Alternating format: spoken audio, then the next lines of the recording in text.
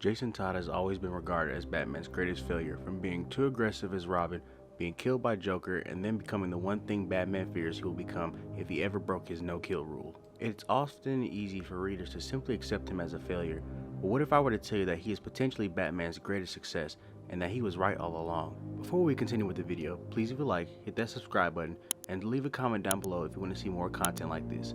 With that being said, let's get into the video. When people read Batman comics, the vast majority of people fall in love with Batman's stoicness and high moral ideals, especially his no-kill rule. People love Batman's moral ideals because they resonate with fundamental human values such as justice, personal responsibility, and the fight against corruption.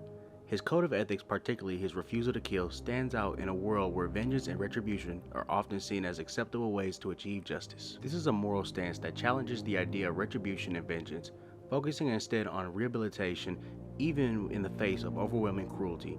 Batman is driven by a deep sense of guilt and responsibility from witnessing the death of his parents, which shapes his desire to protect the innocent and ensure that no one else suffers as he did.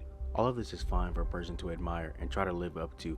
However, realistically, for the average person to accomplish this, it is extremely absurd, if not impossible. Jason Todd, or more commonly known as the Red Hood, is supposed to be a realistic perspective on what a person would do if they were placed in the shoes of Robin. Unlike the other Robins like Dick Grayson, Tim Drake, and Damian Wayne, Jason wasn't a super acrobat or the world's next detective, or even Batman's own biological son who was trained by the world's deadliest assassins. He was just a kid on the street trying to steal the wheels off a Batmobile so he could buy his next meal. After Jason dons the title of the Red Hood, he begins formulating. He could have easily gone to work and started cleaning up Gotham just like Batman, but instead he analyzed, and he came to the one absolute conclusion: you can't stop crime, you can only control it. Jason came to the conclusion that he had to put fear into the criminals like Batman and had to find a way to control them just like the animals they are. However, unlike Batman, the ones that did not comply, Jason killed them just like how a person would kill a rabid dog to stop them from bringing forth more pain and suffering to anybody else. The one thing that any true Batman fan can and has to understand is, no matter how much crime Batman stops and no matter how many times he puts criminals away, he will never fully clean up Gotham. Every time he puts someone away, another person comes up and poses an even greater threat. He has essentially locked himself in a moral paradox. While he refuses to take the life of anybody, this allows said people to go out and kill more people and raises a big question. Do his choices lead to more pain and suffering in the long run?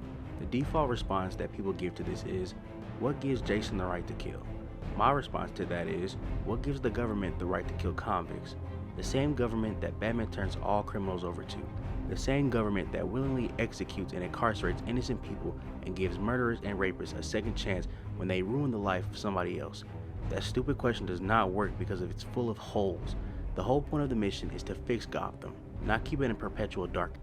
When Jason returned to Gotham, crime rates plummeted to an all-time low, and this is because his plan was working.